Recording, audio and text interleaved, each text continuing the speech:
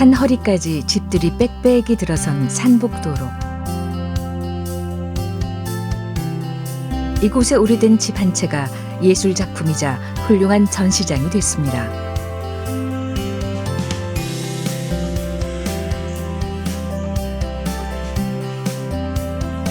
물류의 중심지였던 부산항 제1보도. 이곳에 자리한 오래된 창고는 미술관으로 재탄생했습니다.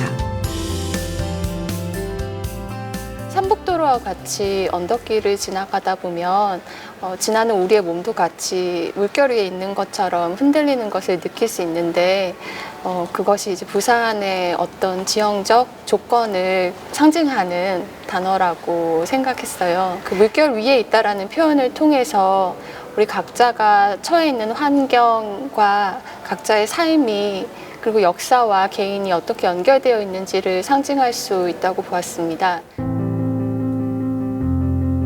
물결 위 우리라는 주제로 선보이는 2022 부산 비엔날레. 부산의 역사와 문화, 부산 사람들의 삶은 예술의 물결이 되어 관객들에게 조용히 스며드는데요. 2022 부산 비엔날레를 만나봅니다.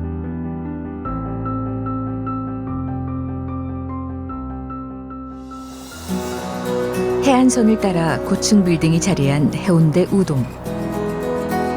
날씨 좋은 날을 골라 사진작가 이인미 씨가 이곳을 찾았는데요.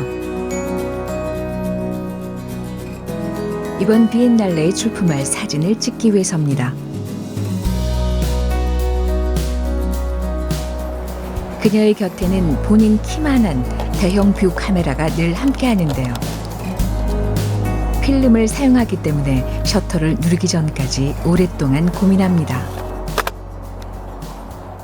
무겁고 하니까 사실 이제 어떻게 보면 지금 디지털 시대에 엄청 쉽게 많이 사진을 찍을 수 있는데 사후 카메라는 한 장 한 장을 찍을 때 좀 신중하게 찍어야 된다고 해야 될까요? 뭐 그런 게 좀 차이 있겠죠.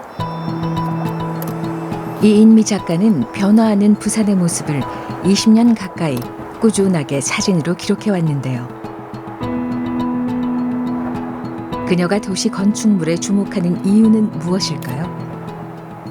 도시가 변화하는데 가장 큰 역할을 하는 게 건축이잖아요. 그래서 뭐 특히 주거라고 하는 건 누구나 다 살고 있는 곳이니까 그 주거의 변화가 한 2000년도 시작부터 시작해서 지금까지 되게 많이 변하고 있잖아요. 우리 부산시가. 그래서 그런 변화에 대한 모습들, 그런 것들을 사진으로 기록하고 있어요. 주거 건축의 기록은 도시의 역사와 문화를 탐구하는 작가만의 방식인데요. 초고층 빌딩 숲으로 둘러싸인 마린시티.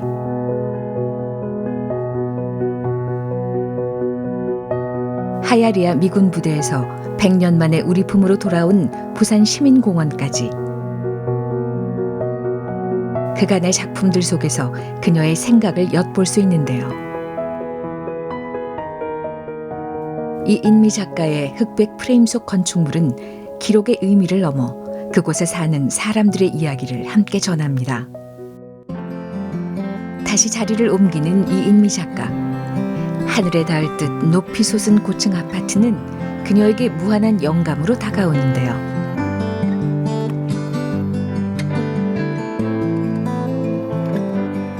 이번 비엔날레에서는 부산의 도시 생태계를 주제로 한 작품을 선보이고자 합니다. 이번 비엔날레 주제가 부산이 근대 이후 바뀌어지는 그 부산에 대한 것들을 주목하는 작업들을 하는 거가 주제인데, 우리가 그 전에 아파트들은 대부분 남향집을 선호했고, 그리고 뭐 3대가 복을 지어야 남향집에 산다고 할 만큼 방향을 중요하게 했는데, 최근 들어서 지어진 아파트들을 보면 바다를 보인다는 게 최고의 가치로 변하고 있거든요. 그래서 도시에서 주거의 생태계가 변하고 있는 그런 모습과, 그리고 그것으로 인해서 바뀌는 어떤 도시의 스카이라인 뭐 이런 것들을 생각하면서 작업을 하고 있어요.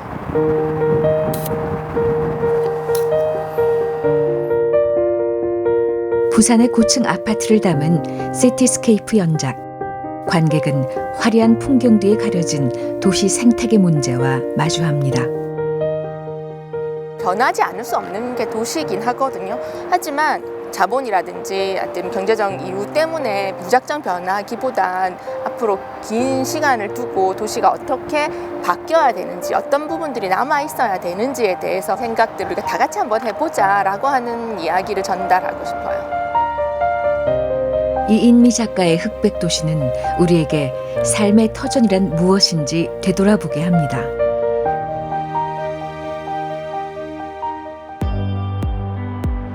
부산 중앙동의 한 작업실을 찾았습니다.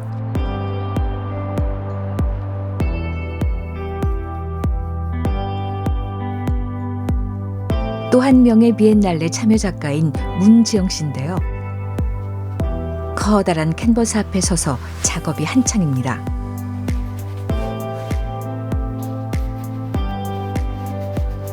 그런데 채색 방법이 조금 독특합니다. 연필로 면을 채우고 그 위를 물감으로 다시 덮는데요. 저 같은 경우는 흑연의 질감이나 흑연의 색감이 좋아서 이제 연필을 같이 동시에 사용하면서 채색을 하거든요. 일종의 연필 가루를 물감처럼 사용해서 자연스럽게 색이 섞이면서 또 좀 특색 있는 색깔을 만들기도 하고, 물감으로 낼 수 없는 무채색이 만들어지기 때문에 이렇게 연필이랑 같이 동시에 쓰고 있어요. 붓과 연필을 번갈아가며 칠하는 섬세한 채색 작업. 이렇게 구현해 나가는 작품 속 등장인물은 대부분 작가 본인이거나 그녀의 가족입니다. 저희 동생은 어렸을 때부터 지적장애랑 시각장애가 있어서 저희 어머님이 굉장히 동생이 낫기를 염원하면서 기도를 많이 하셨어요.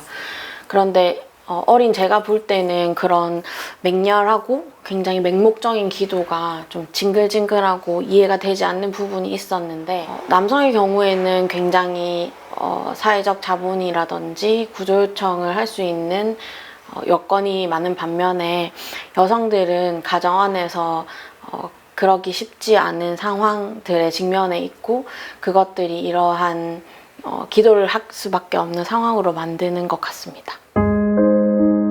얼굴을 가린 무수한 나뭇가지는 연약해 보이지만 할머니에서 엄마, 딸로 이어지며 서로를 지탱해주는 여성들의 연대를 빗대어 표현한 것인데요.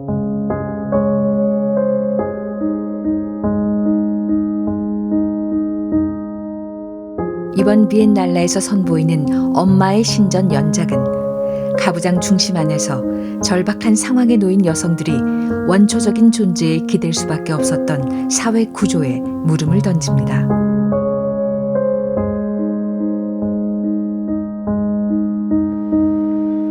장애를 가진 여동생, 딸의 치유를 위해 오랜 기간 기도하며 정성을 쏟은 어머니, 노쇠한 어머니를 부양하는 자신의 모습을 통해 꾸준히 인간 존재를 탐구하는 문지영 작가.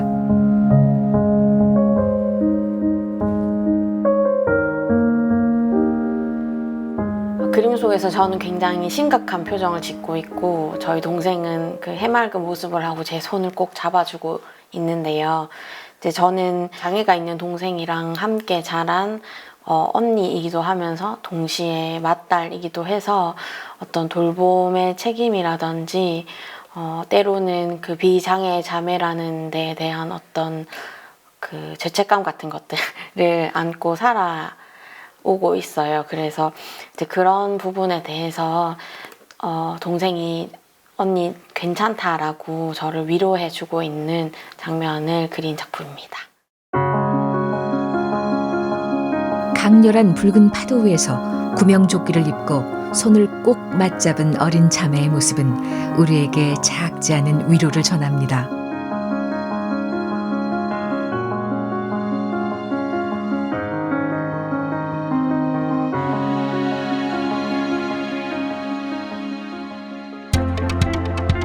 비엔날레가 열린 부산 현대미술관. 앞서 만난 이인미, 문지영 작가를 비롯해서 올해는 총 25개국 80여 명의 작가들이 부산 비엔날레에 참가했는데요.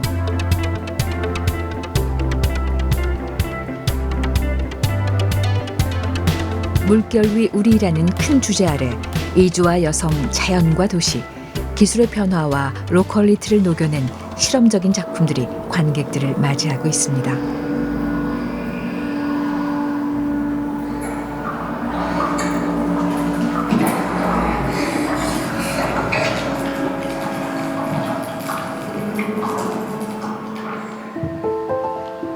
그 중에서도 이번 비엔날레의 주제를 잘 표현한 영국 출신의 작가 펠리다 발로의 대형 설치 작품이 눈길을 끕니다. 아래쪽에는 무거운 이제 콘크리트 바닥이 있고 그리고 이제 철근으로 지지대를 세운 다음에 그 위에 그물을 걸치고 있는 작업인데요. 이 그물은 부산에서 사용하는 어선에서 사용하는 다양한 그물의 샘플을 런던에 있는 스튜디오에 보낸 다음에 그 작가가 테스트를 해보시고 만든 작업입니다. 어떤 부산의 산업과 노동 그리고 바다를 상징하는 기념비로 소개가 될 수 있을 것 같고요. 현대미술관 야외 무대에서는 퍼포먼스가 열렸습니다. 2명의 무용수가 3m의 긴 나무를 짊어지고 인간과 자연, 생명에 대한 근본적인 질문을 던집니다. 풍향이 바뀌는 동안 며칠씩 바라보았습니다. 구름이 몰려와 산을 가리고 야자잎이 이리저리 으게 으그시는 걸 느꼈습니다. 과거의 잔해들을 뿌리 뽑아 번쩍이는 유리 마천루를 짓거나 가족과 친구들을 위해 소박한 집 한 채 짓는 꿈. 관객들은 조용한 외침에 귀를 기울이는데요. 모든 생명의 근원인 물을 꽃에 적셔서 땅에 흩뿌리는 것으로 30분간의 퍼포먼스가 마무리됩니다. 해질녘 을숙도의 풍경과 어우러진 작품은 세상 자연의 소중함을 돌아보게 합니다. 자연에 대한 인간의 경고 같은 거를 선언문으로 읽으신 것 같아서 그런 부분들이 저희가 어떤 경고라던가 어떤 태도를 가져야 되는지에 대해서 얘기를 해주시는 것 같았어요. 다양한 나라에서 말하고 있는 여성이나 인권이나 사람들 안에서 둘러싼 역사 지역성이나 이런 것들을 두루두루 작품을 통해서 부산을 다시 바라보게 됐어요. 부산 현대미술관부터 초량, 부산항 영도까지 올해 부산 비엔날레의 전시장은 총 4곳으로 나누어져 있는데요. 각 장소는 이번 비엔날레의 4가지 주제를 상징합니다.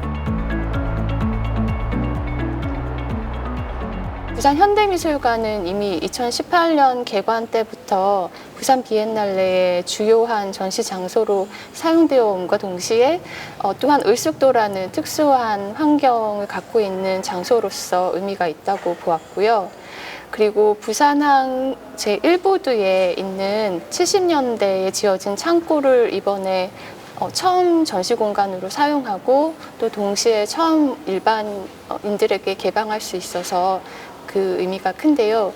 그래서 을숙도라는 섬과 그리고 부두, 그리고 공장, 그리고 삼복도로에 있는 작은 집 이렇게 다양한 스케일과 산업, 노동, 이주와 환경을 반영하는 그런 공간들의 설정으로 전시 맥락이 더 잘 전달되기를 바랬습니다. 굽이치는 물결을 닮은 초량동 산복도로. 이곳의 오래된 집 한 채가 비엔날레의 2번째 전시장입니다.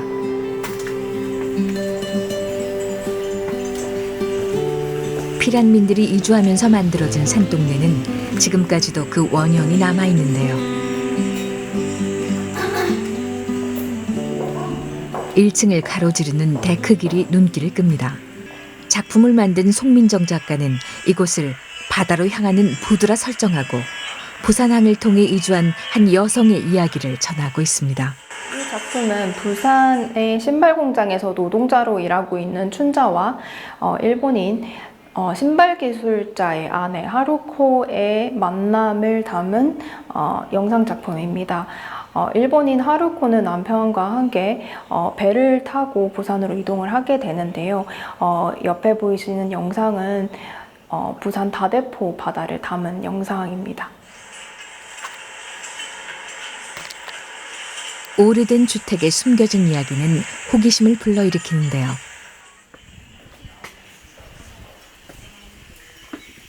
가상인물들의 이야기는 2층에서 실체가 더욱 드러납니다. 옛 주택을 그대로 재현한 공간.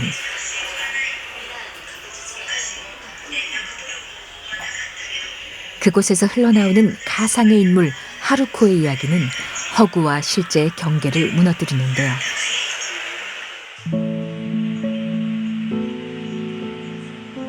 다양한 매체를 조합하고 배치해서 이 공간에 들어선 관객들이 능동적으로 느낄 수 있도록 연출한 실험적인 작품입니다. 여기 보이시는 신발과 안에 작업복은 저희가 이번에 새로 가져다 놓은 것인데요. 1970년대에 부산에서 성행했던 신발 산업을 보여줄 수 있는 소품들입니다. 따라서 저희는 이제 과거와 현재가 한 공간에 공존할 수 있고 부산의 과거를 지금 이 공간에 소환할 수 있도록 연출하였습니다.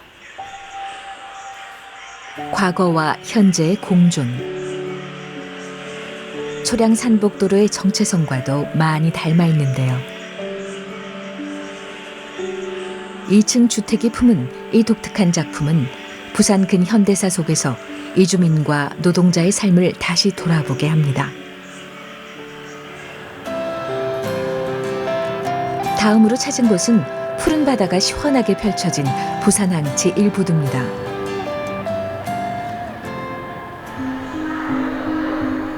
이곳의 오래된 폐창고는 비엔날레 전시장으로 재탄생했는데요.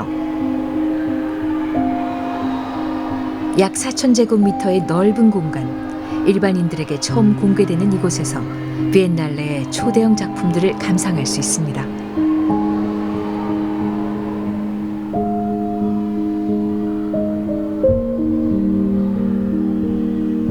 높은 천장부터 바닥까지 길게 떨어진 수십 장의 광목천. 작품 제1부대의 고고학은 출발과 귀환의 공간인 부산항 1부대의 장소성을 작품에 녹여냈습니다.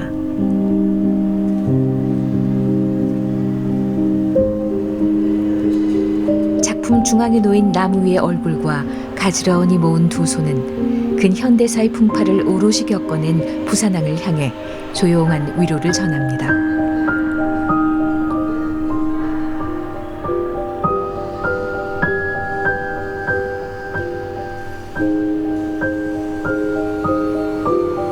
(2미터가) 넘는 거대한 합판. 가까이 다가서면 구멍들이 빼곡합니다.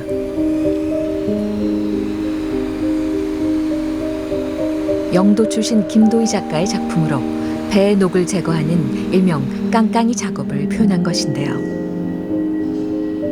드릴로 갈아낸 크고 작은 구멍은 부산항을 터전으로 살았던 그 시절 노동자들의 고단한 삶을 떠올리게 합니다.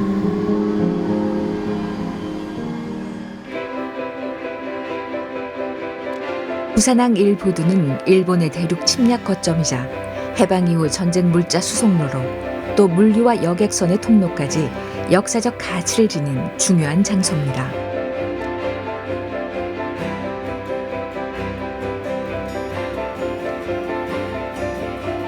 이번 비엔날레에 참가한 강태훈 작가.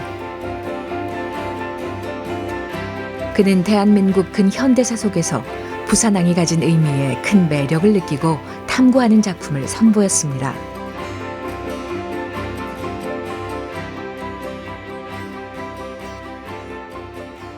제1부두는 일제강점기 시대에 물류를 대륙으로 이동시키기 위해서 만들어진 최초의 근대식 부두입니다.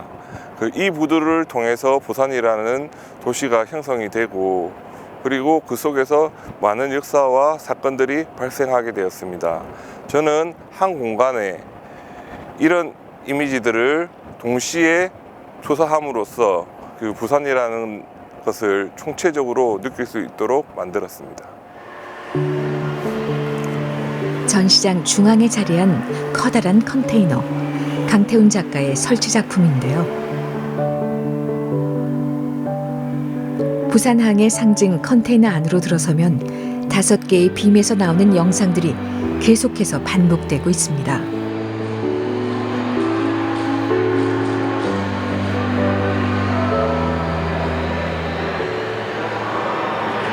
부산에 최초가 많아요. 부산을 보면 이제 6.25 전쟁 이후에 이제 모든 것들이 다 파괴되고 어떤 최초의 공업화되는 뭐 라디오 공장이라든지 그러면서 부산은 이제 생산지보다는 좀 더 물류의 중심지로 집중적으로 전환하게 됩니다.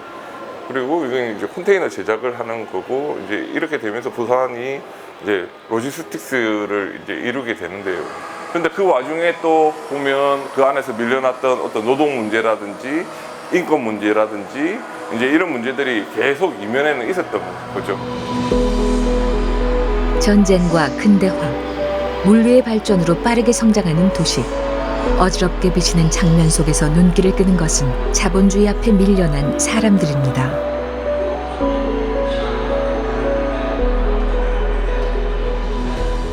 물류나 이런 것들도 한 번도 인간이 중심이 아니라 자본이 중심이 되고 어떤 그것들 상품이 중심이 되었고 전쟁이라는 것들도 어떻게 보면 이념이나 이데올로기가 중심이 되었지 사람을 위해서 만들어진 게 아니라고 생각을 합니다. 그래서 저는 앞으로 인간의 어떤 그 삶을 중심으로 하는 이런 그 어떤 구조들이 만들어지는 것을 중요하게 생각을 합니다.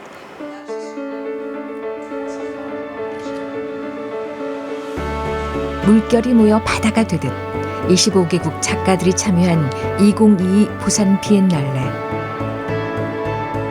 부산의 역사와 문화를 느끼고 국경을 뛰어넘어 관객과 소통하는 귀한 시간입니다.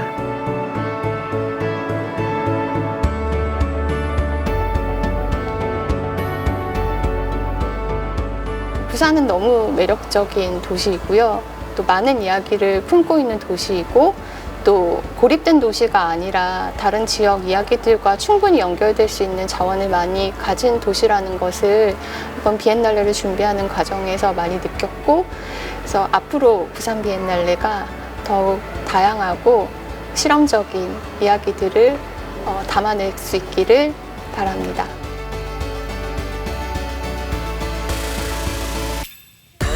부산의 역사와 문화를 품은 4개의 장소에서 다양한 시선으로 바라본 현대미술. 2022 부산 비엔날레가 일으킨 예술의 물결이 관객들의 가슴 속에 오래도록 여운으로 남길 기대합니다.